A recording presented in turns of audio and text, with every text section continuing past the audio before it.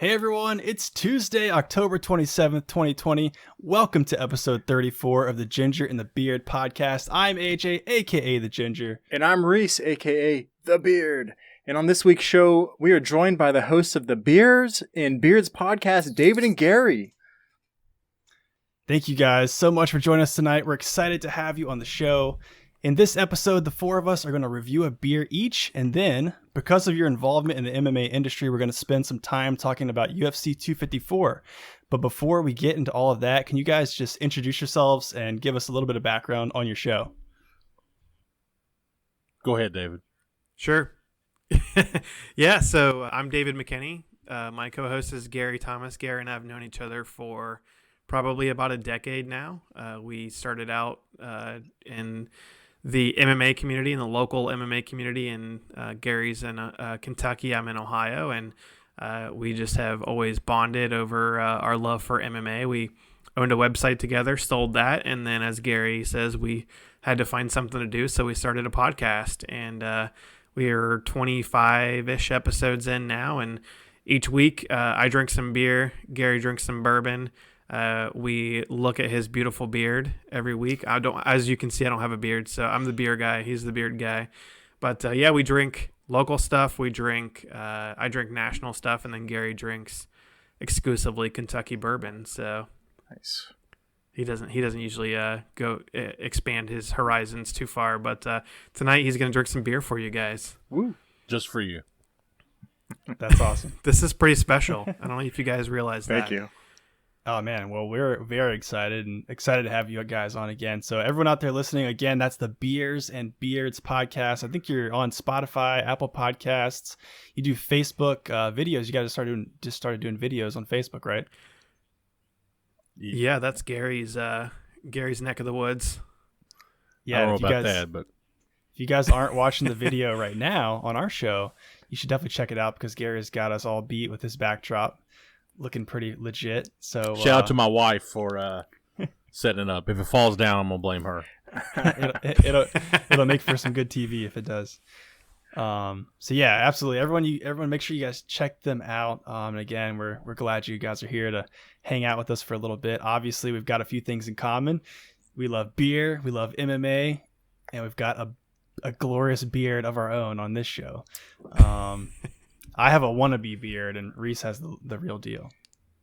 Yeah, it's Yeah, still that's pretty. His is impressive. it's still amateur. Oh, yeah. You It's should have saw it actually- 2 weeks ago. I cut it in half. Yeah, so it's actually tamed compared to what it used to be. It was actually quite long before. Yeah, I even combed it today just for the podcast. Oh man, Watch out. nice. Yeah, I actually heard Gary talking about some. Was it beard oil or was it beard? Mhm. What was it called? Balm or something? Yeah. On your So episode. I don't want to move around too much. I use one of our sponsors is Beard Octane. So I've got oil and balm, and they do butters and conditioners and things like that. But I kind of stick to the balm because it's either too oily or too thick, and the balm's hits you right where it needs to. Reese, do you use anything? I feel like you at least keep that thing on point. Oh yeah, no, I use the beard oil and balm. I use them both. I put oil in and then I blow dry it, and then I put the balm in because the balm kind of thickens it up, so you can kind of shape it a little bit. So yeah. AJ, I feel like we need to have a side conversation. This might go off the rails here if we let the two beard guys. You guys can go ahead and just drop take over off. the whole We'll show. go. Yeah, exactly. So I've judged beard competitions.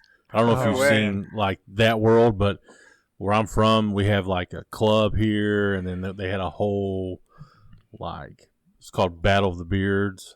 So I got to I was a judge. I got to be an MC.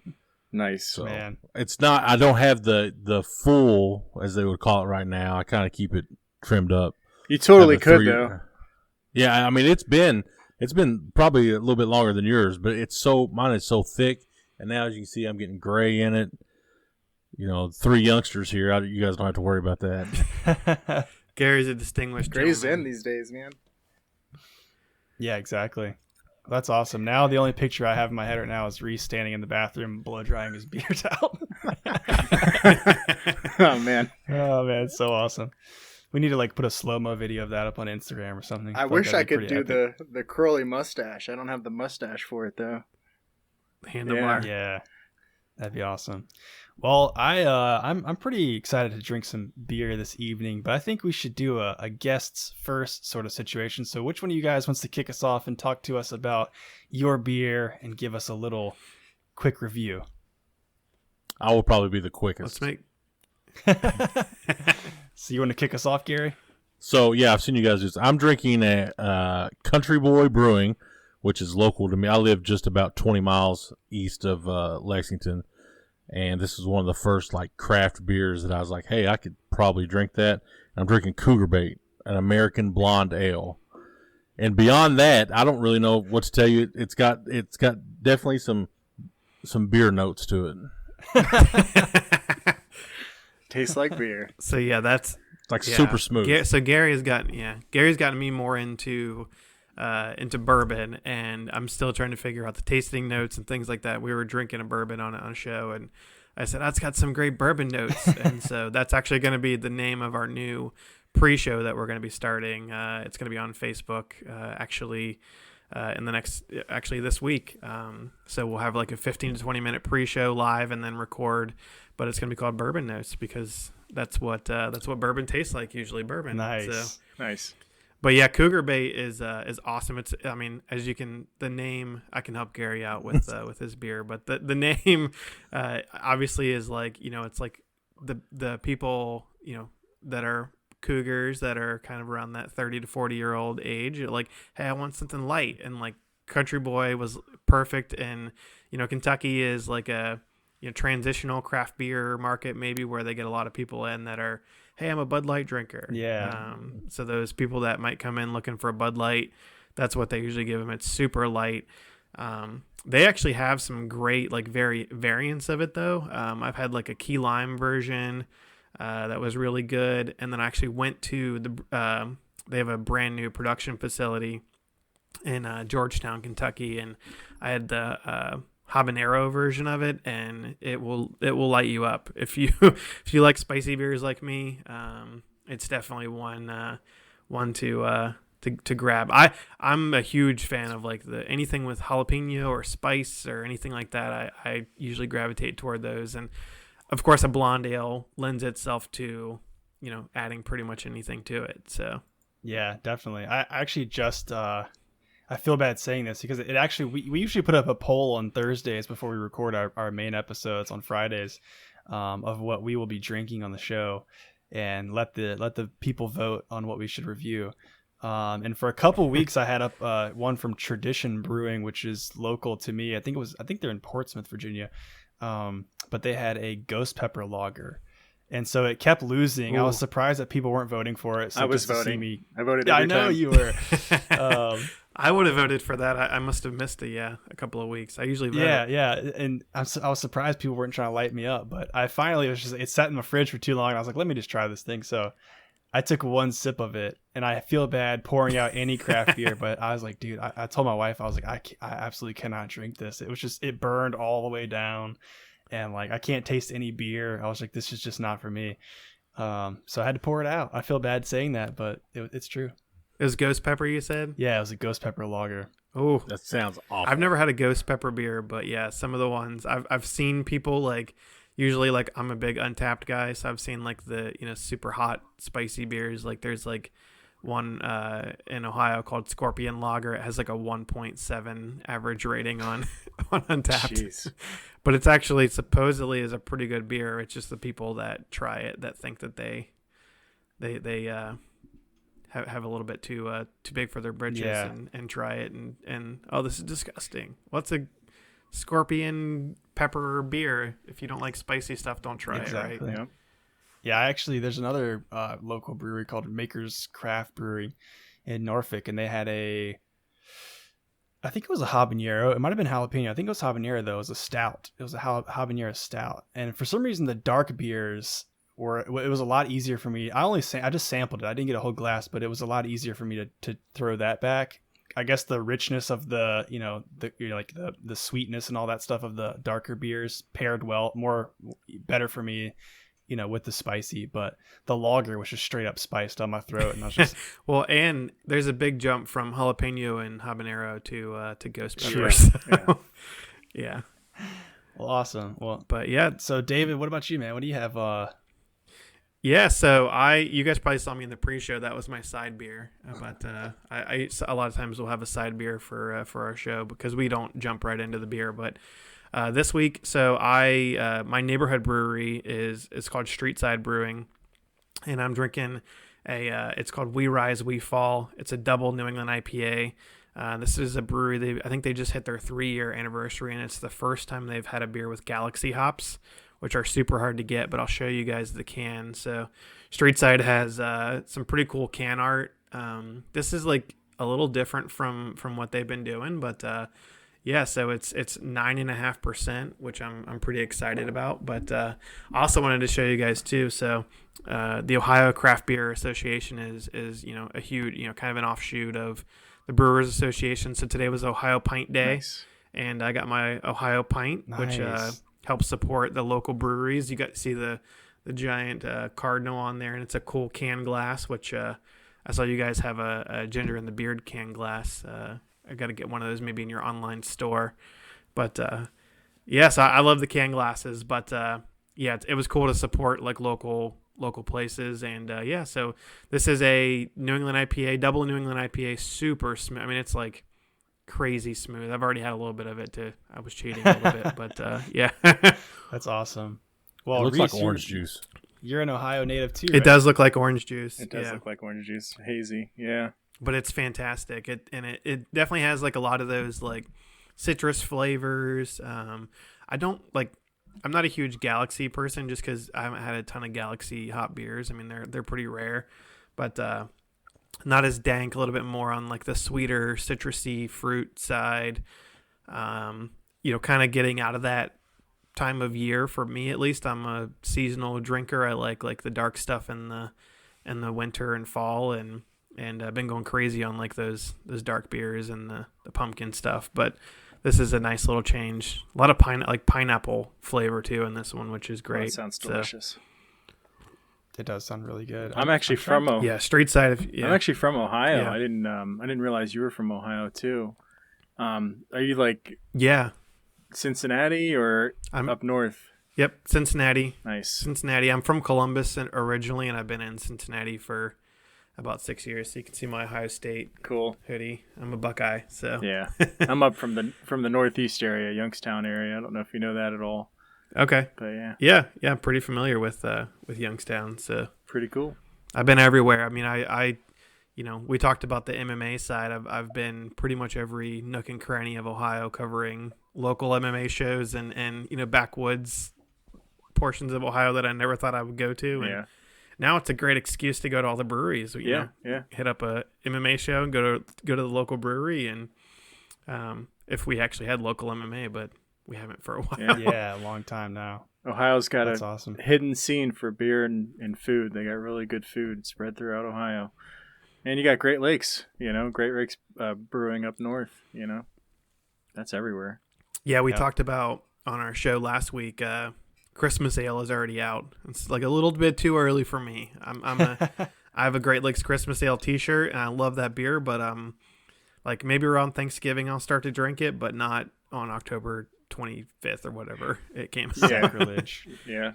They got So- their Oktoberfest is really good too. That came out I think like 3 or 4 weeks ago. Yeah, They started putting that out. That's if you guys can get your hands on that, I feel like that's a staple.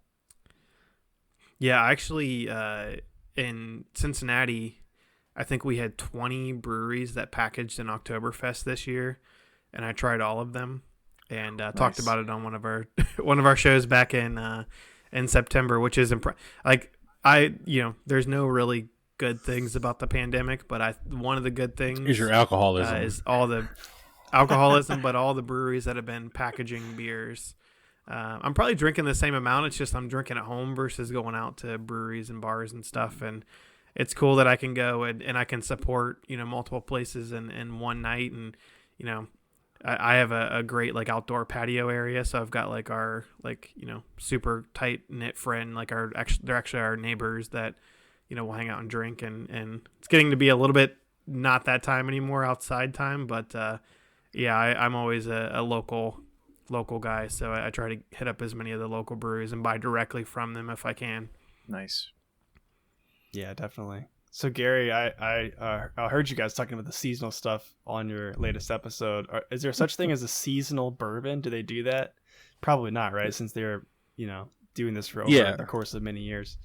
So bourbon's restricted to, like, it has to be the same ingredients. So you can't add cinnamon or anything like that. It's, corn, rye, and then you throw in that. So you can mix the mash bill up. It has to be at least 51% corn, so that's a guarantee on any bourbon you drink. Right. But how they play around with the rye and the wheat, there's some great wheated bourbons. Like if you like Pappy Van Winkle, like the hardest bourbon to get, that's a wheated bourbon. But there's no seasonal. If you add anything to it, it's not bourbon anymore. It's a cocktail, so Or there'd whiskey. be like a seasonal straight whiskey. Right. There'd be like a seasonal cocktail, but not like a Yeah.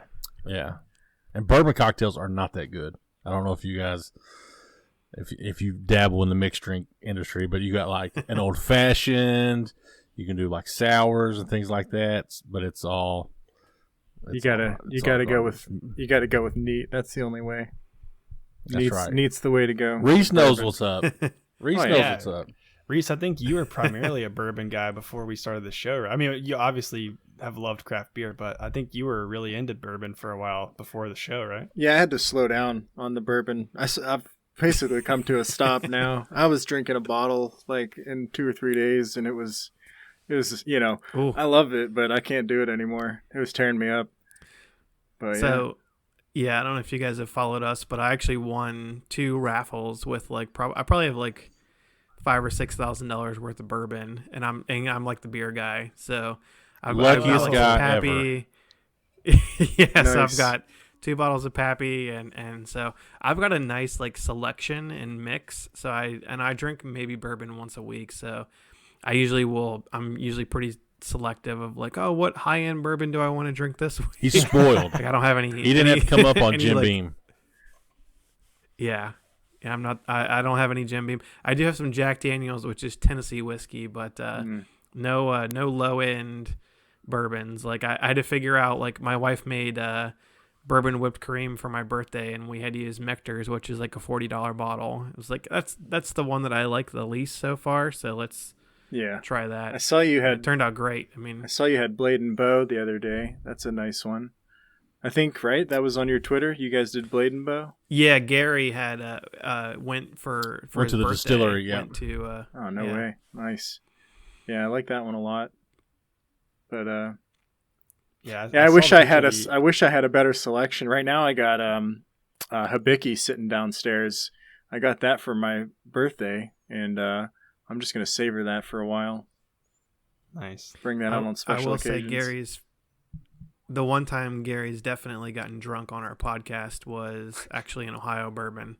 It's true. So David was sitting across from me just feeding me bourbon, and I was just it's like the 50-minute mark of that episode. It just clicked. You can tell I'm the happiest. Gary, I think. I think I might have lost Gary.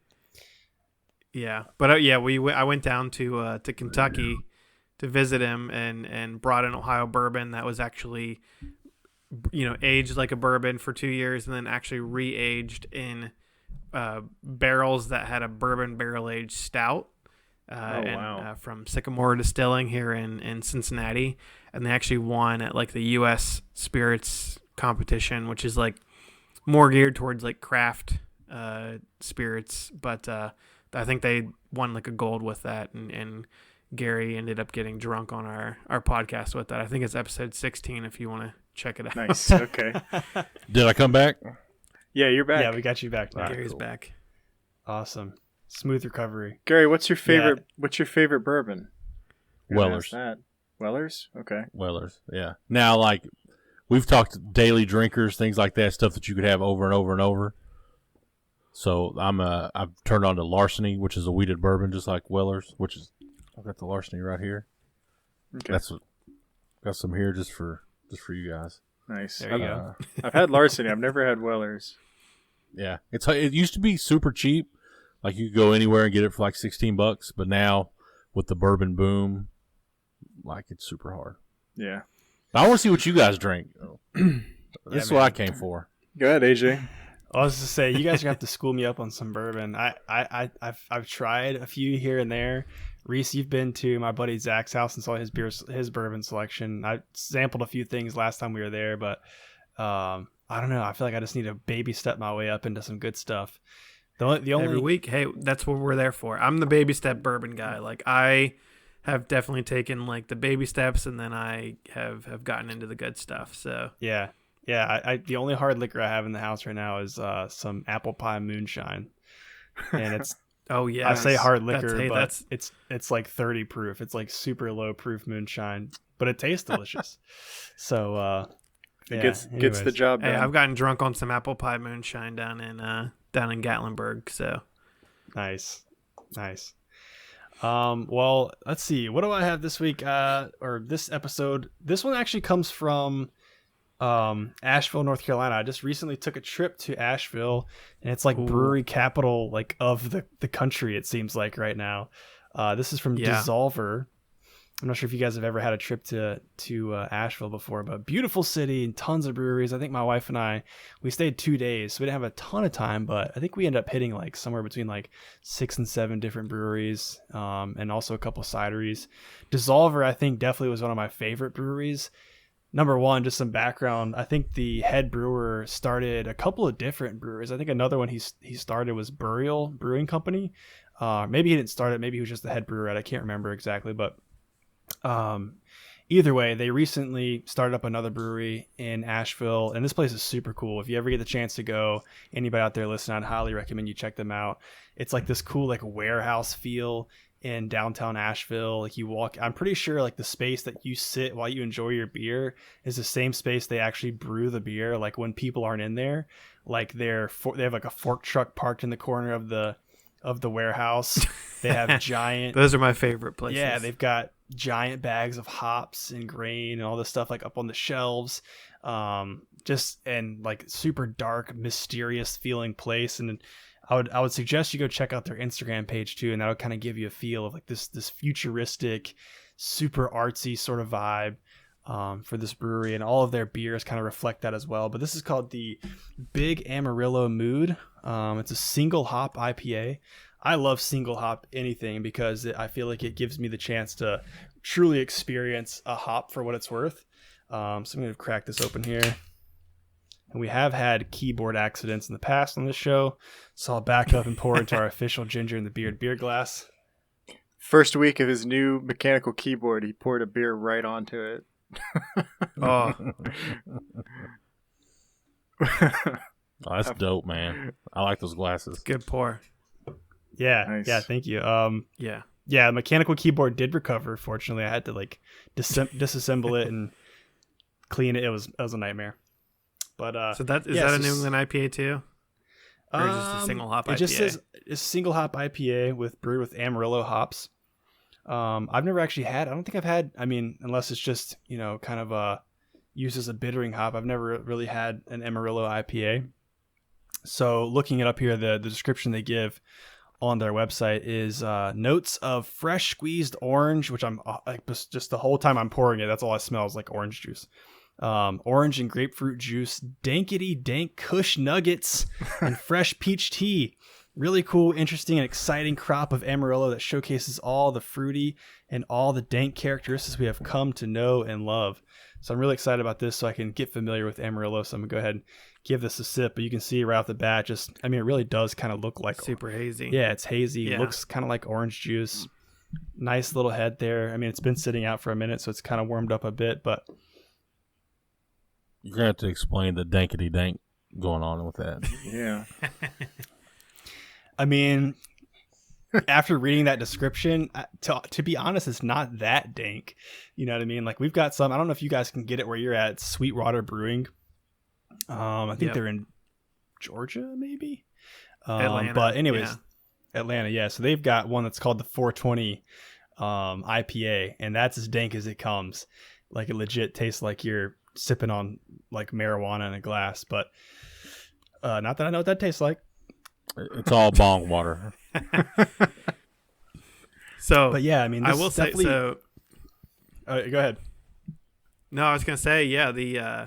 I've never heard of this brewery. I mean, I'm like Asheville's like my mecca, and this must be like a new brewery, right? I went there like 2.5 years ago, and yeah, I talked to a local guy. Actually, I didn't actually buy this one from Dissolver. When I was there, I had a flight. Actually, I had tried a couple different beers while I was there, but I actually bought this from a local bottle shop. And the guy that worked there was like, I don't know how to describe him other than he was just an awesome guy. And he chatted with us about all kinds of local stuff and described a lot of the beers he had in the fridge there. And he was like, this is a total juice bomb. And I was just like, let me have it, man. I need that. And yeah, so he's 100% right. I mean, it's very fruity, very orange juicy. I mean, it's hoppy, but I don't really get the dank cushiness of it. And I definitely don't taste the peach tea, but overall, very smooth, medium bodied. I love the aroma. And yeah, I mean, it's just a delicious, juicy IPA. It's pretty light. It's a 6.2%, so not super heavy ABV, which I don't mind here and there, even though I do love a good 9-10%er. But yeah, I think Dissolver is relatively new. Like you're saying, I think when I was talking to that guy at the bottle shop, he was the one telling me like where the head brewer came from and things like that. And I'm pretty sure he said they came up just a couple of years ago, so you may have just missed them. But yeah, we visit a lot of places. Highwire Brewing down there in Asheville.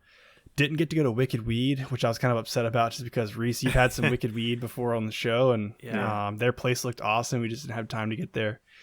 Got to go to New Belgium.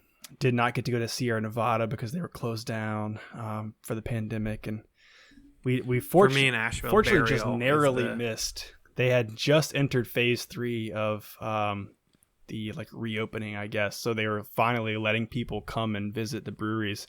If we would have come like a week earlier than that, we would have been able to visit anything, which would have been a huge bummer. So, but anyways, yeah, big Amarillo mood. I mean, Amarillo hops. I think when I was reading up on this, people were describing it as kind of a supercharged version of Cascade. So Cascade's a pretty common hop.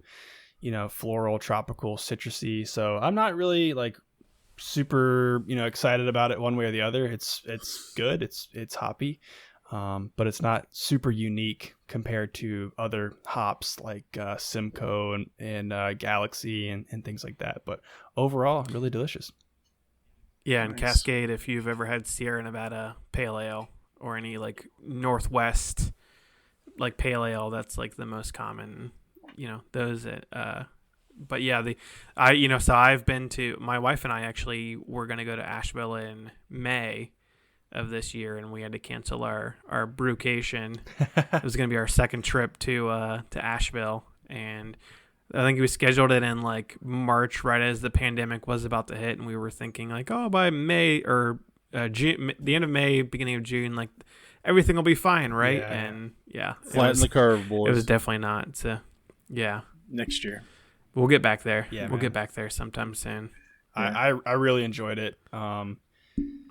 I mean, like I said, there's so many breweries which just within walking distance of each other. I think there's Urban Orchard Cidery. You literally walk down the street, there's Wicked Weed. You walk up the street, there's Highwire Brewing. You walk down another street, there's Dissolver. I mean, so it's a great place if you like beer. Yeah, the South Slope neighborhood is what you're talking about. Yeah, exactly. Yeah, they have a very cool like art scene too. If you guys out there are interested in art, if you go check out the Riverwalk district, it's just a place they literally promote graffiti, like not even graffiti, it's just like art on buildings. Like they have signs up to say like, hey, if this building is labeled blue, you can paint on it. If it's labeled yellow, you cannot paint on it. And so like this entire district of like abandoned buildings beside this river are just covered in like beautiful works of art. It's just an amazing place. But nice. With all that said, Reese, what about you, man? What do you got tonight? Well, I definitely want to make a trip to Asheville with you at some point. That's for sure. But tonight I'm drinking a beer from Adroit Theory out of Orlando, Florida. There's actually they have a branch up here about 15 minutes from my house. So not really local, but I like to go there. They got really good beer selection. So this is Auto Trepanation, which is an English barley wine. And I had to look up what trepanation is. I don't think I've ever heard that word. So you can see by their can, they got some real, weird, stuff That's going on awesome. here. A lot of their other cans are very Good demonic Halloween. or like undead. Very Halloween, yeah, but it's like all year round. So trepanation is like an old school doctor term for like drilling a hole into somebody's head. So Nice. Relieving that cranial pressure. yeah, relieving cranial Yeah. pressure. That's what I'm Letting about to do. That's how you let the demons out. Just drill a hole in the side of your head. Yeah, there it is. So let's see how this goes. English barley wine, 12% ABV. I'm probably not going to make it to It's the a end of big this boy. podcast, so I don't think might not even pour the whole thing. All right. Well, the color on that, it's actually hazier than Yeah, I that's thought beautiful. it would be. Yeah, I'd That's say very like nice color. a dark, like a brown copper kind of tone to it. The head on it is very uniform. Only a couple other like bigger bubbles in there, so that's usually a good sign that the process went well when they were brewing it. Sweet smell. So they describe this as semi-sweet molasses caramel flavors with a dry finish. Medium bodied with light carbonation. And they also said it's pretty much just going to be heavy on the malt and notes of dates, apples, and pears. So yeah, let's dive in. AJ, how many of the beers that you just drank, how many could you drink for your, you tapped out, you couldn't drink anymore? Of these IPAs? Yeah, of like that one you just had. Because I know some of the fruitier ones, like, you're not going to throw back a 12-pack of those. Like, four or five no. and you're good. Like, your mouth's done with it. I mean, if I was like if I wanted to have a marathon, I could probably go maybe 4 or 5. Yeah. And that's it. Got to go to sleep. Yeah, exactly. I'm Reese, right how there many with you. Could you get through of that monster that you're just drinking? Man, like 1.5, and I'm wife's Yeah. got to peel me off the couch at that point. Yeah, I'm done for. That's I'm a awesome. lightweight. But yeah, so this one, yeah, I mean, it's good. It's got the sweetness to it, light hoppiness, a lot of malt. I mean, come on, alcohol. It's got the bite, for sure. So, I mean, this is one and done kind of beer for me. I feel like I'm probably not going to finish the whole can, honestly, because I'll be slurring by the end of this. But, but I mean, overall, very drinkable. I just wouldn't drink a whole lot of them. Yeah, but I would give it a shot if you guys ever run into it. Yeah, I'm a big barley wine guy. So barley wine is basically a beer that is treated like a wine. So it's aged a super long time, like up to 6 months, whereas most beers are 2 to 4 weeks on average, and super malty, super sweet. Like, Right. if you are a beer drinker who likes wine, you will like barley wine. Sweet. It's right around the same ABV as a glass of wine. Yeah. But you're not drinking 4 ounces of that, right? You're drinking 12 ounces of it. Or that was 16 ounce, right? Yeah, this one's a Yeah, so 16 you're going to ounce. be feeling pretty good. That's like, It's like half a Yeah, that's half a bottle of wine. Right. It's getting turned up. Yeah, that's yeah, we actually have a brewery here in Cincinnati, 50 West Brewing, and they have a barley wine. And they're kind of known for like IPAs and lagers, and they have a wheat beer that they're really well known for. But their best beer they've won like at Ohio or GABF multiple times for like gold medals is their barley wine. And people like I think go there and like it has like this not really hype, but like they have like all these gold medals and stuff, and people drink it and they're like, oh, that hits you. Mm-hmm. Almost So- every time I have it, it's like 15%, 16% barley wines, But man. AJ, I think I brought one down to try with you. I can't remember if it was a barley wine or not. Though it might have been a strong ale, but I don't remember. I can't. I'm sure you probably did. Yeah, Next. I think that the highest ABV I've had recently was I think it was a triple IPA from a local brewery here, Farmhouse Brewing. It was 11%. It was an IPA. But it was very, very smooth. I think it was actually called Mosaic IPA. It was brewed with primarily Mosaic hops. But yeah, man, that sounds. I have to try the barley. I don't think I've actually experienced many barley wines. I'm also not a wine fan, not a fan of wine. But Same. It's not like wine though, so don't get that. Yeah. Don't get that idea. It's a lot of hops, or I'm sorry, a lot of malt and sweetness to it. okay, Opposed to the dry tannins that you would get on like a red wine or something Exactly. like that. So it's, it's a completely different experience, all in its own. Honestly, it's very unique. So yeah, I have to try that out for sure. Yeah, speaking of aging beers, the Beard and I, he actually for my 30th birthday sent me a beer brewing kit from Craft a Beer, Craft a Brew, and we both did that. We reviewed the experience on an episode one time, and we both finally refrigerated some of our beer and tried it out. Was it last week or was it 2 weeks ago? yeah, I think it was a week and a half ago, something like that. Both of us pretty underwhelmed. Didn't turn out great. Run that one. Run that one back.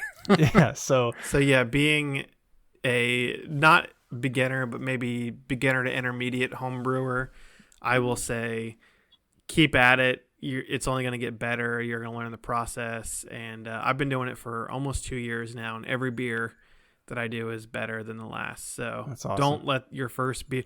I mean, Sam Calagione from Dogfish Head started out as a home brewer and said my first beers were horrible, and he owns Dogfish Head. So, yeah. If your first beer is amazing, then it's a fluke.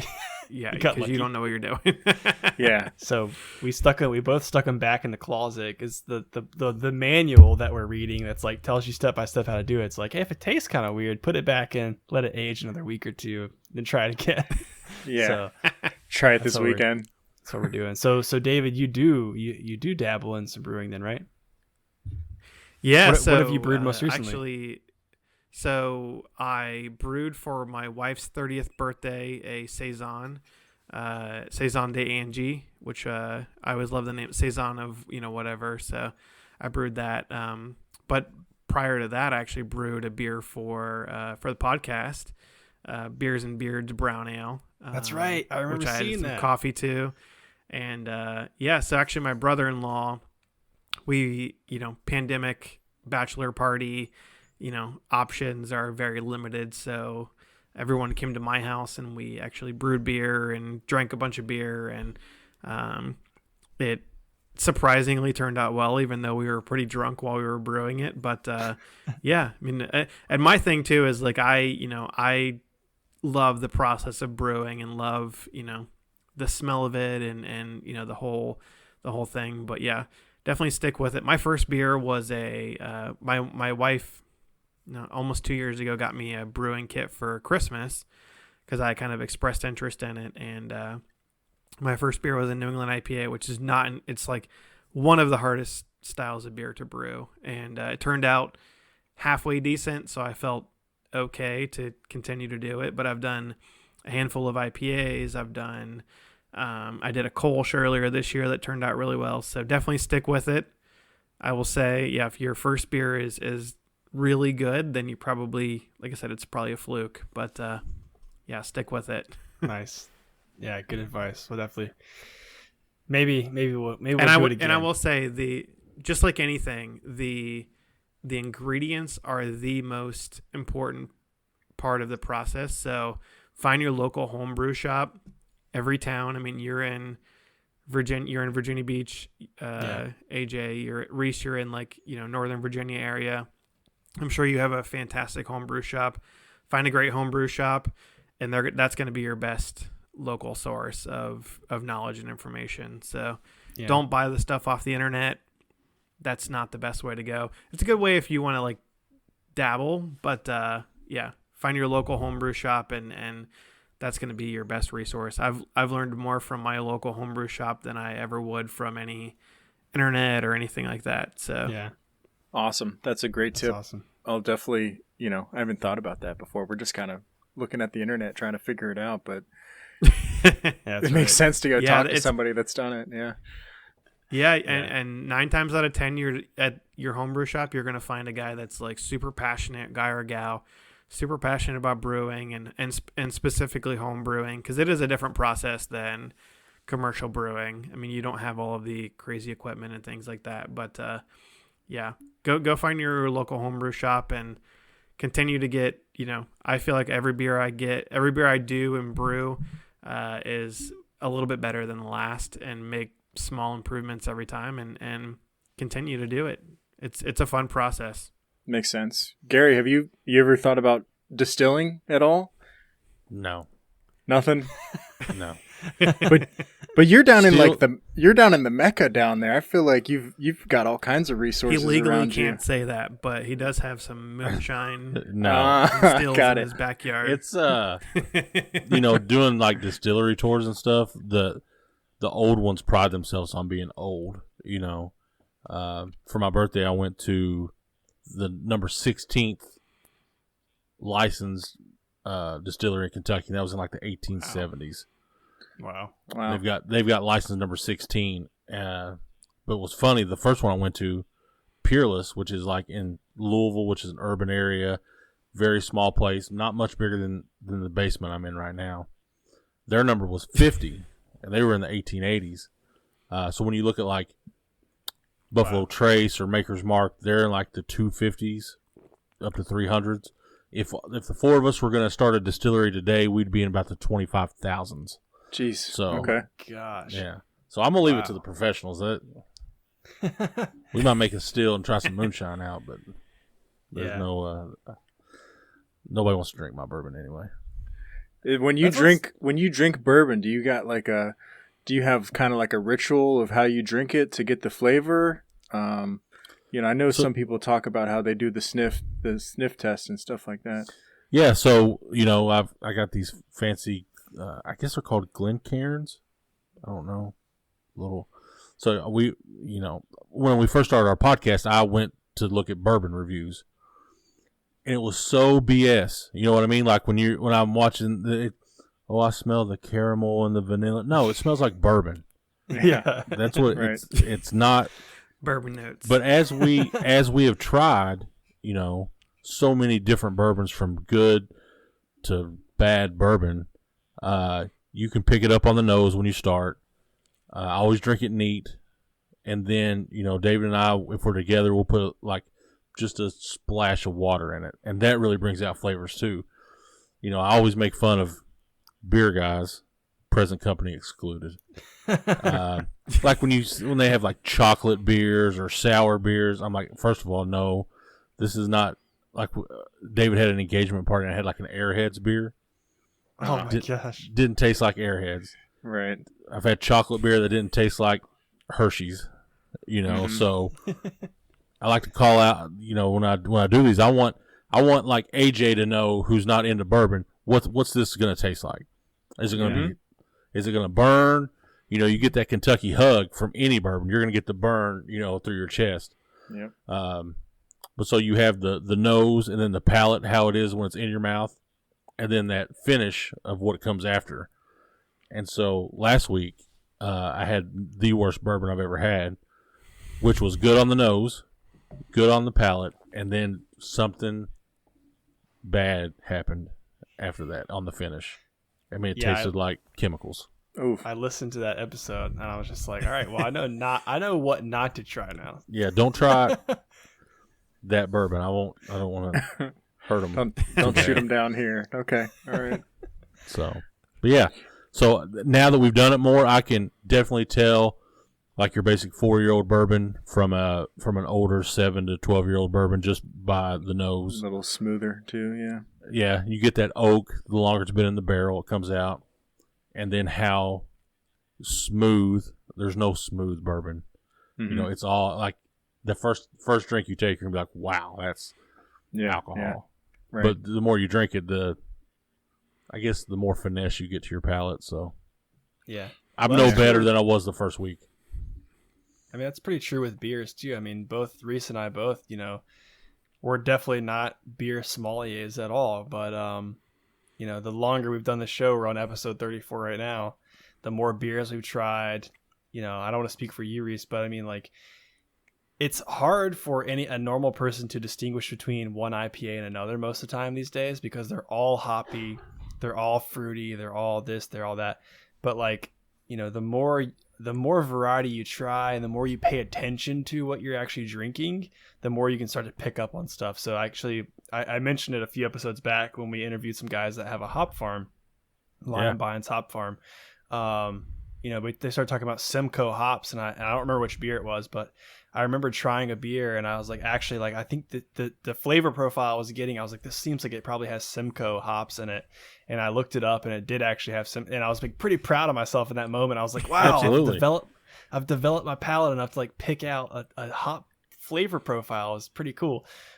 Which before the show, I never would have done that. I was just drinking whatever I bought, you know, like, yeah, that tastes bitter and good. So cool. But yeah. Have you guys found, Reese, as you've done this, that people relate to you guys? Like, for what's strange for me, we come from the MMA world, so we had a built-in audience there. But the audience that's kind of flipped around, you know, as popular as craft beer and bourbon are, like, the media involved in it is still kind of a niche kind of thing, right? Like your podcast, our podcast is nobody's topping the iTunes chart talking about beer and bourbon, you know. Right. But maybe someday. But the people that I've connected with, and that David, you know, has made connections with, has just been like-minded people, and it's been kind of crazy just to see how two idiots that David and I are talking about things that we enjoy relates to people. Have you guys found that with what you do? I personally have. Rarely, you know, we don't have the biggest audience, but I have got some good feedback. Just basically saying, wow, it sounds like you guys know what you're talking about. It sounds like you guys have prepared for this. And, you know, yeah, basically just, you know, them saying, you know, I like what you guys are doing. I like what you've explained. It sounds like, you know, what you guys are talking about is, you know, makes sense as far as the beer goes. Yeah. Because AJ usually puts he pulls out the beer reviews segments and puts them on Instagram, you know, and that's where our biggest kind of, I think that's where we get most of our, you know, clicks pretty much. So, you know, it's always nice to hear that kind of stuff from other people that are watching that, hey, not only did I listen, but it makes sense to me, and, you know, and I can relate to it, you know? Yeah. Yeah. I mean, kind of like what you said. Oh, sorry. Go ahead, David. Yeah, I was gonna say we do the opposite. We put like our goofiest moments on Instagram, like when I say bourbon notes, or when Gary talks about his quiz bowl days. We've definitely done some of those. We've had some funny ones. Definitely had some funny ones. The most clicks we got is him pouring beer on his keyboard. Yeah, that one was pretty funny. That was a good one. Yeah. But yeah, I mean, we bring different interests to the table too. Like, Reese is not big on hoppy IPAs. He's a sour, stout, porter sort of guy. I'm hoppy IPA all the way, basically. Yep. And so it's just, you know, we'd bring different perspectives to the table. Similar to you all, since, you know, you got beer and then you got bourbon on the other end. So yeah, that's why David and I think like tuning into you guys is it's almost like a mirror, you know, and it's fun to hear other people, you know, in this sphere that we're in, like. Try to push it forward. So it's like, I love you guys. Yeah. Well, I'm not drunk. I appreciate that. The last time I got drunk, I told David I loved him on our podcast, but I'm not drunk right now. I love you. That's awesome. We appreciate it. Yeah. And we're trying to grow this, you know, network too, you know, so this is just the start of it, I think. Yeah. I love your shout out stuff at the end. Like, is that when you do this at the end? I've seen a lot of the clips where you shout out other podcasts that try to help them grow. So yeah, like, mad respect. Yeah, definitely. Yeah, I appreciate that. Yeah, I mean, I went to go back to your question. I think for the beer industry and the podcast industry, we've met a lot of people and made some good connections, and you know, the beer community, surprisingly, if you're not like involved in the beer community and you think about like, oh, these frat dudes like chugging Natty Lights or whatever in the basement, that's your perception of beer, and people getting hammered drunk and falling down. Like, that's actually not at all like what it is. Like, I'm involved in some different beer communities on like Facebook and things like that, and people are always willing to trade beers. Like, hey man, I can get this one for you if you can get this one for me, and we can send stuff back and forth, and they'll give you their opinions on stuff. And the podcast community is the same way. I want to transition to talk about MMA just for a little bit. We've got a little bit of time left, just because of your involvement in the industry. I want to get some of your insights, but I will say, transitioning into that, the UFC the UFC community, not so friendly as the opposite. Yeah. Getting called a casual, getting called this and that.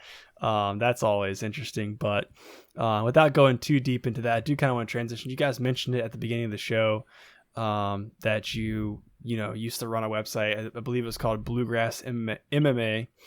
And it was, you guys sold that a couple years ago, but David, I know you mentioned that you still do some commentary work for regional and local events. So, we had a big event this past weekend. Did you guys have the opportunity to tune in to UFC 254? Well, so I'm like in my UFC days, I'm like the day after guy now. So I will go on like social media and watch the highlights the day after. And I watched the Khabib fight. I watched a couple other fights, but yeah. I mean, I think the biggest thing is, who's the greatest of all time. And Khabib is, I don't know. It's tough to say, that a guy that's undefeated and kind of ran through the lightweight division is not the greatest. But I put him at number 5 right now in my top 5 greatest of all time for MMA. And I thought about this because I knew this was going to be asked. I knew the question was going to be out there. And so, yeah. I mean, and I'm also a guy coming from 2010 MMA to 2015, 16 when I was really into UFC. And honestly, a lot of the UFC fights, I mean, there's so many fights and so many events, and they've kind of watered down the product so much that it's kind of hard to follow UFC now unless you're following the big fights, Conor and Khabib and Stipe and when the big fights are there. But yeah, so I don't know. Maybe I'm coming from it from a old guy perspective of coming to America, Rocky Marciano, right, sort of thing. But I mean, GSP is my number 1 fighter of all time by far. John Jones, number 2, Anderson Silva, number 3, Fedor Emelianenko, number 4, and then Habib Nurmagomedov, number 5. So I don't know where the whole conversation of Habib being number 1 happened, but he's barely in my top 5. So I don't know. I feel like I had the whole conversation there by myself. We could have a whole hour just on those top 5 and just break those top 5 down themselves. I like that you included Fedor, but it's that one's kind of that one's weird for me because he was in the Pride days and there was there wasn't any testing or anything like that, and there's got to be an asterisk next to Fedor, right? Yeah, because as soon as you bring him over to the UFC, he's not doing so hot. But just what he did for the sport, I feel like you can kind of leave him up there, which makes sense to me. And then same thing with John. There's an asterisk there too, right? For sure. Yeah, so yeah, and I feel the guy that's getting lost in the whole conversation too is Anderson Silva. I feel like he's chopped liver at this point. Hey, Anderson Silva, but back in 2012 to 2015, Anderson Silva, there was nobody that could touch him. Unstoppable. Oh yeah, and now he's fighting Uriah Hall this weekend. So, I don't know. And to that point is the level of competition that he was against, right? Rich Franklin. Chael Sonnen. He was against the TRT. What's his name? Vitor. Yeah, Vitor, right? Belfort. He knocked him out with a front leg kick. The competition that he was against, that speaks for itself. Yeah, definitely. Yeah. Well, yeah, I look at GSP though. I mean, GSP probably went through more Hall of Famers in his career and that's what I look at. You know, you go Matt Hughes, John Fitch, BJ Penn multiple times, you know, all those guys that I feel like, no offense to Tony Ferguson and Justin Gaethje, but they're not the same level. They're like borderline maybe UFC Hall of Famers, but GSP I think was fighting UFC Hall of Famers pretty much every time out, like toward the end of his career. Right, because a lot of the guys that we see today are more like 1 or 2 dimensional, right? They're either like strikers and grapplers, or they're jiu-jitsu and grapplers, or they're just strikers, but you never get like that full package like GSP, which is everything. He's a striker, he's a kicker, he's a grappler, he's a, you know, jiu-jitsu specialist, like, you know, somebody that can knock somebody out, you know, with a leg kick or punch, and then do an arm bar, you know, and have takedown defense. I mean, that's the full package. So, yeah, I totally agree with that. Yeah, absolutely. Yeah. I feel like Gary, I kind of want to get into your thoughts on UFC 254 if you got a chance to watch it. But I think one of the things that lends, you know, Khabib has all the spotlight is honestly just look at the age of the internet we're in right now compared to where we were at when Anderson Silva and GSP were huge, right? Like, there's so much, like, Instagram wasn't as big of a thing when those guys were in their prime. And now, I mean, Khabib and these guys at the top of their game right now have this celebrity status that these other UFC fighters never had. I mean, Khabib had a motorcade going into this last fight. He made $10 million, well, rumored, I don't know if it's factual or not, to make $10 million that last fight. You know, just this stuff, it's just a whole nother level of popularity and fame and spotlight. So when this conversation of greatest of all time, you know, these people that are having this conversation probably maybe not even have ever watched these other guys fight before. And I think that, you know, lends itself to that title, I guess. But Gary, did you get a chance to watch UFC 254 this past weekend? Yeah, I'm kind of like David. You know, I kind of try to consume after the fact. Plus, I'm a lot older than you guys, so. But I guess 254 was during the day, right? It's kind of like it was in the middle of the day. Yeah. It was, oddly enough. Yeah, 4:00. I think what got lost in the shuffle is how good Robert Whittaker is. You know, like Robert Whittaker is a banger, and he's one of those blue collar guys that goes in there. You know, whether it's against like Kelvin Gastelum or Yael Romero, like he's that guy, and he's obviously had some trouble with injuries and stuff, but to go win that fight and just still be relevant, and he's a low key guy. You know, we're talking about Instagram and personas and the what have you done for me lately.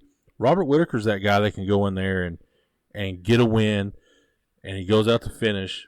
You know, so much of the UFC is a business now. Like, if I'm going to fight, I'm just going to try to win. You know, it's not like, you know, when David and I were watching, it was just who could fight. Like, how are we going to fight? And now it's like, oh, you know, let me, you know, grind this out for 15 minutes or whatever. Who's marketable? Yeah. And so, like, Khabib gets kind of tossed in that category because he's a grinder. Kid's wrestling bears at 5 years old, you know, like what? But he's one that has this, like, Greco-Roman traditional wrestling background that just wants to hurt you. Yeah. And to watch him through the years, you know, people forget the whole tiramisu incident where he missed weight and ended up checking out of a fight. You know, there was, I don't know if you all saw the controversy around the weigh-ins this time. Like, yeah, if you watch the guy on the scale, he's just, all right, you're good. It doesn't even stop moving. So I don't want to take anything away from him just because he lost his father. He's fought some great competition, but John Jones poking holes in that. You know, everybody's trying to get their stab. Now, who's going to be back on top? So I think this sets up the Ferguson, Gaethje, the whole argument at lightweight. I'd like to see Frankie Edgar back at lightweight.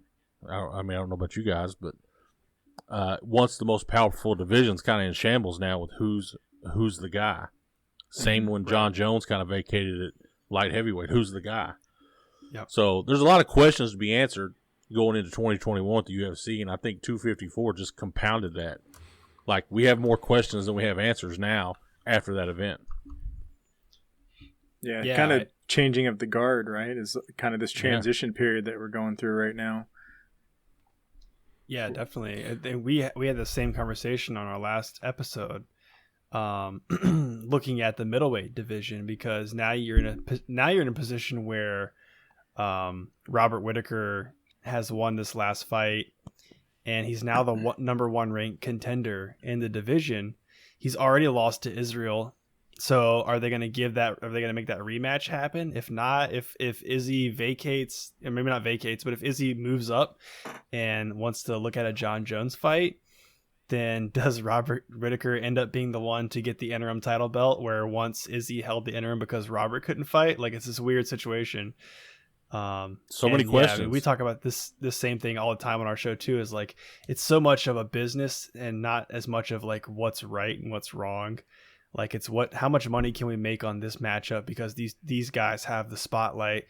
You know, Connor, obviously he brings the numbers with him, you know, so they give him like whatever he wants. And then even this last event, they had Michael Chandler from Bellator sitting as the alternate for the title belt, and both, I think Reese and I agreed, like, that's just total bullshit to have some guy from Bellator come in and get potentially, like, if something would have happened, if somebody would have broken a pinky toe or something, there you have Michael Chandler there fighting for the belt and his first appearance in the UFC. Like, it's all about hype. It's all about viewership. That's basically all it comes down to. UFC loves putting people from Bellator in bad situations, though. If you look at like Hector Lombard, Eddie Alvarez, those guys that have come over, they don't fare well. They're given zero favors in the UFC. Khabib actually broke his toe before the fight. Did you know that? I thought we talked about that. I saw that just today, actually, that there was...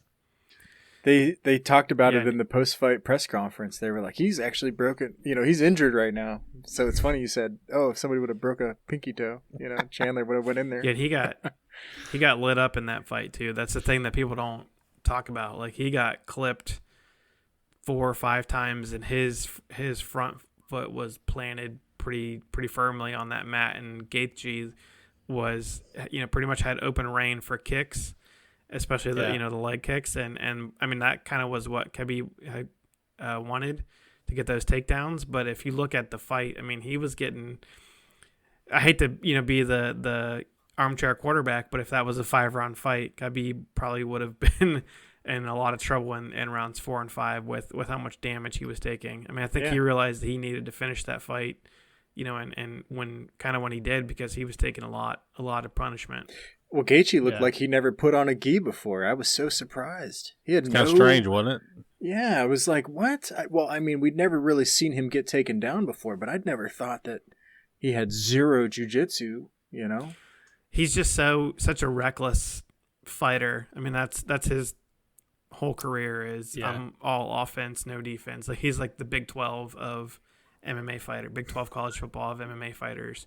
He's all offense, no defense. He just tries to outscore you, right? So he's like, I'm not gonna, if you submit me, I'm gonna lose. But if I'm gonna try to outscore you and knock you out. So, you know, I saw something funny today, actually. DC and Ariel Helwani have a podcast, and they were talking about the fights, and apparently, I think Khabib and DC are on the same team. I think, as it AKA, they're both with AKA. Yeah. Apparently, Khabib told DC that the reason he went for the triangle instead of the armbar was because he had heard that Justin said that he would never tap. So, and apparently when they were on the mat, they were right in front of Justin's family, and he didn't want to hurt him. He didn't want to break his arm in front of his family, essentially. So he switched. I mean, you can watch it. If you watch it back, he goes for the armbar. He has the perfect armbar position, and then he flips it around and goes for the triangle instead and chokes him to sleep. Which, even though he did tap, it looks like he tapped a few different times before he actually fell asleep. But I thought that was quite interesting that he told DC that. I would say that's true. I would say that's true. I believe it. I don't think Khabib's a liar. I think he's usually on point with what he says. So if he said it, I believe him. And I was another thing I was surprised about is how fast Gaethje went out. Like, that must have been tight to put him out that fast. So, credit to Khabib for having that tight of a triangle. Yeah, I've been in a couple triangle chokes like that before. You go out pretty fast.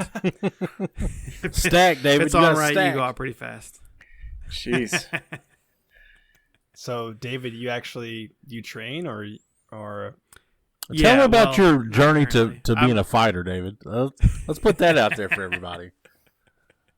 Yeah. Breaking I'm news. not the I'm the Uncle Rico of MMA. I could throw a football over mountains. I've trained in the past, not any level, but I've been basically choked out a lot of times by old guys, teenage girls, jiu-jitsu black belts, People that didn't like the stuff he says about them. taekwondo black belts. Yeah. Are you a white Nice. belt? I've never been choked out by anybody that I talk shit about during commentary. That's been warned, but never. Luckily, I have enough other fighters that actually like me that I think would save me if I needed saving at local MMA events. So Nice. good. I make friends with the guys that have the biggest posse, and then I talk shit about the out of town guys. There you go. There you go. How much do you guys pay attention to like John Anik? Is that like when you guys watch the UFC? Is that playing? Does that override what you're seeing? I love John Anik, man. I think that he's got so much skill in his craft, right? Because Yeah. I don't know if he's ever been a fighter, or if he's ever really had that experience, but the fact that he just knows what's happening, can add the entertainment factor to his commentary and keep it going. Like, they can never get rid of John Anik.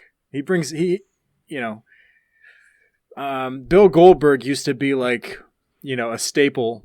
I felt like, not Bill Goldberg. Mike. Wait, Mike Goldberg, Mike Goldberg. Yeah, Bill Goldberg was the wrestler. his brother. Yeah, Mike Goldberg. Hey, Bill Goldberg has done some MMA commentary too. I didn't know that. Show XC. I don't know if you guys were Elite XC fans back in the day. They're too young. Yeah, too young. Kimbo Slice. I know Kimbo Slice. I know Kimbo. Yeah, but yeah, I don't know. I just feel like he adds another level. It's great to have John Anik there, and I do notice him. When he grew that mustache out, I had to take a screenshot. Yeah. That was in our Discord, and took the screenshot, and we're like, "Yep, that's his new profile pic for sure." I do like John Anik as well. I think I do before this show. Like, this show has changed a lot of the way I pay attention to things, because I now have a responsibility to relay this information to people, as few of them as there are, and as accurately as possible. So I do pay more attention to like the production value, and I talk to my wife about it all the time. Like, if I ever went to a UFC event, I'd probably be just as excited to see John Anik or like, any of these other commentators walk out as I would be to see like some of these fighters walk out, because they're always there and ever present. But I think John Anik does a great job. David, when you're talking about, some of these fighters wanting to choke you out, they reminded me of Ariel Helwani and his beef with like Rampage Jackson, and you see all these clips of Rampage, just like he literally, I remember seeing one clip, he was like look at his, he's like, I'm an alpha, he's a beta, he's like, look at his neck and look at my neck. He was like, I could choke that little neck just like this. It's just like, dang, man, that's messed up. Yeah, that's pretty much me. Yeah, I'm the beta, and pretty much all the fighters are the alphas. But I've luckily made good friends with some fighters that have made a pretty good name for themselves. And I feel like, more importantly, I would be, in a street fight situation, they would be on my side, and not necessarily in a cage fight situation. So, like I said, I find the local guy, whoever has the most, friends and family in the crowd, and I make friends with him, and then I talk shit about everybody else. He's lying. All the out of town guys. David is super professional. We've done commentary a bunch of times together, and that is, other than actually the athletes in the cage, commentary is the hardest thing to do, because you think about it, that it's constant, ongoing. And I know we've sat down for like some local events may have 17, 18 fights. And so when you've got, especially when you've got guys that have never fought before or you know nothing about, to talk for 3 or 4 hours, it gets monotonous. And of course there's exciting things that happen, but a lot of times when you're dealing with like amateur mixed martial arts, it's dull. It's boring. You're watching two guys that don't know what they're doing. So if they don't know what they're doing, how are you going to relay in a respectful manner, that they don't know what they're doing. Yeah. You know, You're like, well, I'm not sure what he's setting up there, but I guess Yeah. he's trying to do something. Yeah, I've definitely been in that situation before, and yeah, you just try to be as professional as you can throughout the entirety of the event. And Yeah. I've done events in cornfields. I've done events where the fighters like come in to the cage like on an ATV because that was the sponsor of the event.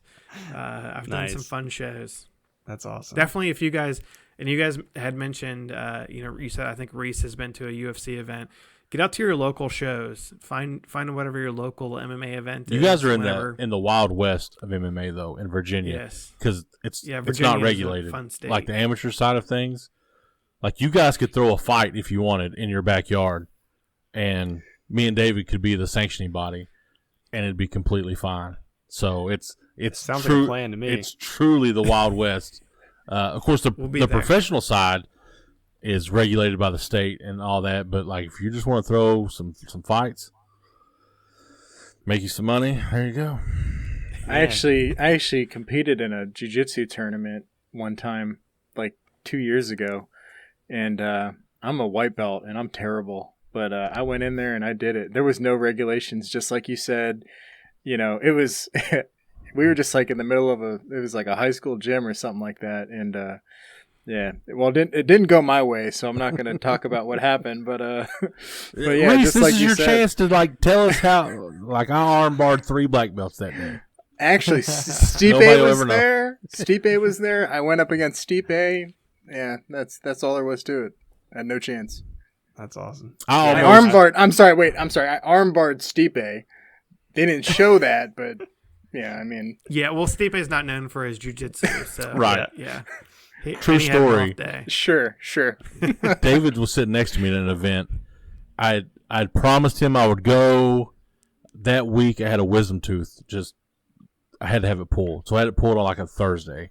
The event's on Saturday. I'm hopped up on ibuprofen, riding to northern Ohio, and I'm sitting there. We're doing our thing cage side, and this jackass behind me is just yelling and screaming, and I'm in pain. Like, I don't think David appreciates what I put myself through to be there for him. But I'm like, I'm going to turn around and tell this guy to shut up. I stand up, turn around. It's Stipe. No. No way. David? Are you serious? He was there. Yeah, he was right behind us.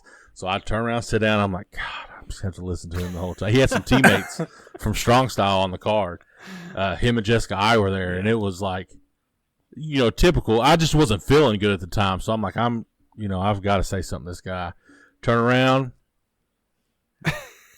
Common sense took over. I was like, He was do your thing, baby. Do your thing. I'm good. he I'll just was take yelling a for couple more. JT Miller, and that's also the night where I think I screamed at the referee, Victor Ventresca, and he I think he came over and actually Bumped some offered Advil Gary, off like, of me. some gum Advil, Yeah, he bumped some Advil off of me. because Gary was popping on my candy, and I'm like, hey, I just screamed at you 30 seconds ago because you made a horrible call.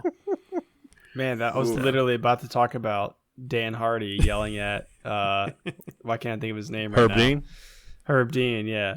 About that bad call. But, yeah, I mean, I've gotten better. Yeah, I've gotten better about screaming at the referees, but that was definitely me in my early days of doing commentary. David will for sure, if he has kids, get kicked out of their soccer games for screaming and yelling. Like that's happening. He's gonna be a Karen. Yeah, nice. Color commentator, is that you, David? Keeping it going. yeah, more play by play, but I could do color as well if in a pinch. Okay. That's awesome, man. Well, hopefully, I'd love to make it out to a UFC event, but once the pandemic, if ever, hopefully things go back to some sort of normal. There are definitely some local MMA events here in Virginia Beach. I'd love to make it out and check that out. I wish we could follow more of it. Like, it's hard enough, like you mentioned, to follow UFC, beyond just I watch pretty much every single, Reese and I both watch pretty much every single fight night. It's hard for me. I've got 2 kids. It's hard to watch, anything but the main card because, I got kids awake. I I And used to try to watch like prelims and all that stuff too, but It's a lot, there's just man. so many fights. It's a lot. Yeah. And we have, we do tech and gaming too, so it's like hard Yeah. for us to, if we focused on one thing, then I think we could, but, it's a lot, like you said. I told David before we did this, I was like, if these guys are console gamers, I'm calling them out. Not since I was young. I'm the console gamer. Yeah. So Yeah, I used to be until Reese convinced me to build the PC. But yeah, so this week, like you mentioned, we got Anderson Silva versus Uriah Hall. I'm pretty excited. I've been a huge Uriah Hall fan ever since he made his debut on The Ultimate Fighter. And lost to Kelvin Gastelum in that finale, which I think it almost seemed like he threw that fight, but that's for another. We'll save that for another. That can day, be said for a lot of Uriah Hall's fights. It looks Really? that he looks like he threw the fight, like he didn't show up mentally. I think that's a the lot. heart. Of, The heart isn't Yeah. there all the time. it's interesting. I don't know if you guys ever watched The Ultimate Fighter, but his season was really good. A lot of good guys on that season. He had the kick, And right? just- That was the one he smashed that guy's face apart. Oh, Yeah, man, the Brown House? Or spin Yeah, I real quick? thought he might have killed that guy, and I think that's too. Like he always talks about how he doesn't like hurting people. Like he has that sort of mentality. So I think you're right. If he doesn't come in there with the right mindset, he probably throws his game way off. So I've always wanted to see him do well in the sport, and that's been, I don't know how long ago that season was. It's at least like 10. What was it, 10 years ago or something? Maybe about 10 years. I don't know. He's been around for a long time. I'd love to see him kind of work his way up a little more. I don't know this is apparently going to be Anderson Silva's last fight. So on the same token, I kind of want to see him go out on a win. But what do you guys think? Who you taking for that main event? Anderson Silva's not been the same. You go back to Chris Weidman, you have that gruesome leg injury. Yeah, And then then he gets he never gets that back. And you see that when guys get of age, you look like Chuck Liddell after he gets knocked out by Rashad Evans. They never get back to that. I think age has a something to do with that, and he's confidence too. yeah. But Anderson is a true student of the game, right? Like you can when he fought Bisping, or even Nick Diaz, for the people that maybe just started watching the UFC then, that's not the Anderson. That's not what he's capable of, And I would love to see him go out with just a dominant performance over Uriah Hall. I think he can do it. Yeah. Being a huge Anderson Silva fan, that's what I want to see. But looking at Anderson Silva, one win since 2012, Anderson Silva. I mean, his last two official wins are Derek Brunson and Stephan Bonner. And before that, Chael Sonnen. So it's hard to imagine seeing a 45-year-old Anderson Silva going out with a win. But I don't know. I'll be rooting for Anderson Silva. Wait, he beat Nick I'm Diaz, excited right? to see. Yeah, but that was overturned due to PEDs. Wait, who did you actually, say? I think both. He beat Nick Diaz. Oh yeah. Yeah, so he's got one no contest on his record. Yeah, due to PEDs, and Nick Diaz also tested positive for marijuana in that. And that was but I'm honestly more excited for Bryce Mitchell and Andre Fili in the co-main event. I mean, Gary and I have kind of followed Bryce since, he's an Arkansas guy. He fought a lot in Tennessee, which we've covered. And, he's been an interesting character, and him and Andre Fili should be, I think that's going to steal the show. Yeah, he's a good old boy for sure. Bryce Mitchell, 13-0. His last fight, just shouting out Arkansas at the end of it, and he has a lot of energy. He's a wrestler primarily, right? I think. Yeah. Yep. He's been a guy that I think has the UFC has kind of realized that he might have some marketability behind him, and if he gets, I think, this big win over Andre Fili, I think he's gonna start to shoot up the rankings. Everybody's going to be wearing camo after this. Oh yeah. You guys will get you a Reebok kit with camo. Wear it on the podcast. Oh yeah. Sponsored by Reebok one day. Maurice Green versus Greg Hardy. Greg Hardy back in. It's interesting. They haven't been promoting that as far as I've seen. Usually, Greg Hardy had so much hype before he lost last time to Volkov, which was kind of it was a decision if I remember correctly. Are they back in Vegas for this? They're not at Fight Island, right? Yep, back in Vegas, Apex. So Maurice Green is I think didn't he lose his last fight? I'm trying to remember. Yeah, he did. I'm trying to remember who it was. Yeah. Super durable, like really weird, funky jiu-jitsu guy that's like just has crazy durability. Lost to Jeff Hughes at LFA and then beat Jeff Hughes in the UFC. I think Maurice Green is gonna pull this one out over Greg Hardy. I think the Greg Hardy train might be starting to derail after this weekend. Let's get that guy out of here. Yeah, he won his last fight. I didn't see this one. Gian Villante via submission. He lost to Alexei Olenek in January, though. That's the fight that I was thinking of. The boa constrictor. Yeah, Maurice is 6'7". He's huge. But Greg Hardy, I think last time we saw Greg Hardy come out against Alexander Volkov, I think he tried adopting this more like slower pace, more technical style than we were used to seeing. These bombs he was throwing. So maybe if he gets back to throwing these bombs and just being wild, he might catch Maurice. But yeah, I kind of agree with you, Reese. I think I don't know. We just don't need that persona in the sport. There's so much bad publicity coming into his UFC career and then during his UFC career, right? We have Inhaler Gate, we have knees to the ground opponent, and then his just straight up loss to a high ranking opponent. I mean, he's got a long way to go if he's gonna You got to attribute some of that to him never being a fighter, right? Like just coming straight. Like a lot of those things, take his history aside. You're putting a guy who's a top level athlete. I'm not saying he's a top level mixed martial artist. He's a top level athlete, and like you're bound to get some. Like that's why people with his record aren't in the UFC. There's a whole build up to that. That's why the stuff that me and David have done for the last 10 years. That's what those organizations, that's the minor leagues or the farm leagues or whatever, that's why they're there. If you've never fought in a high school gym in front of 38 people, then you're going to have a hard time when you get to that level. That's a good point. Yeah, I mean, we had probably our one of our biggest articles that we ever had on Bluegrass MMA was me kind of railing on the Ohio Athletic Commission for letting CM Punk fight in the UFC without ever example. Fighting even as a pro MMA fighter without any experience, whether it be wrestling, jiu-jitsu, kickboxing, anything.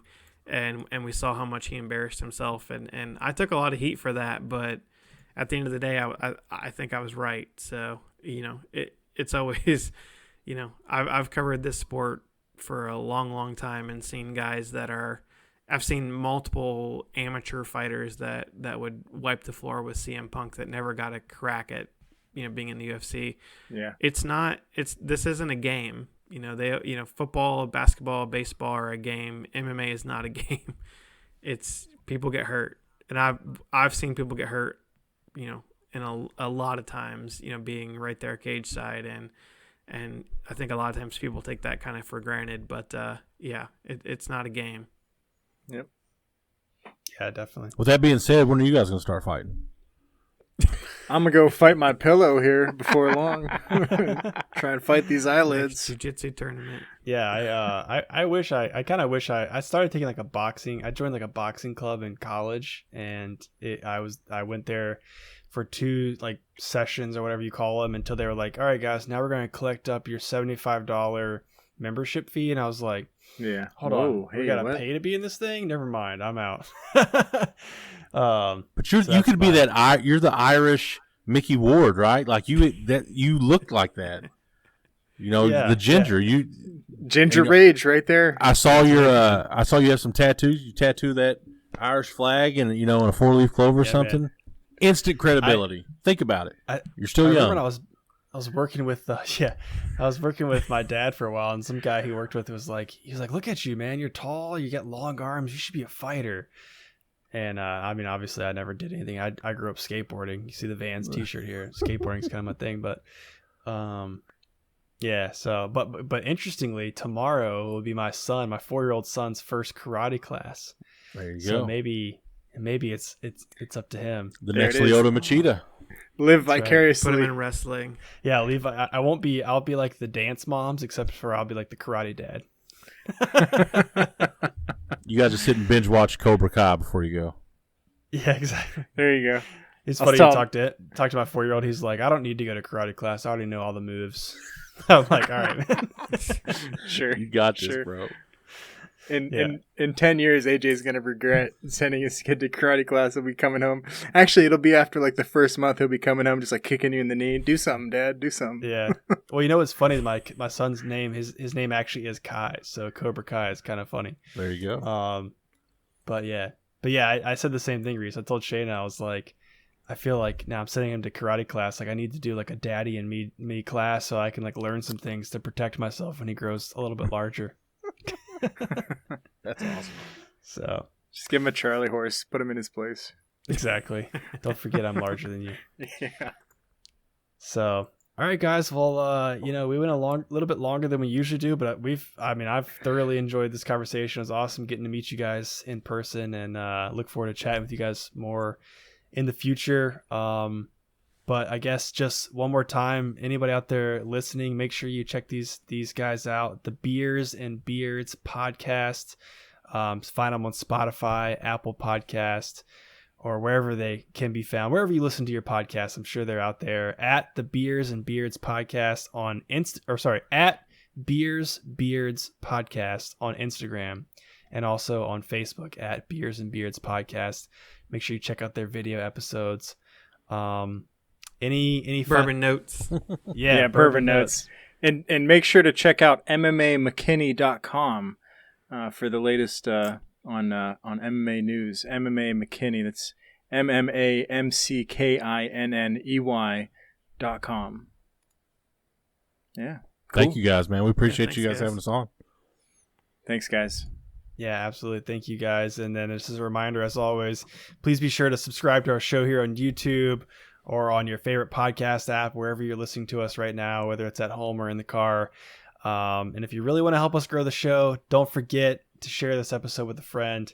We appreciate you guys' support, and we'll see you guys in the next one. Appreciate you guys. Take care. See ya.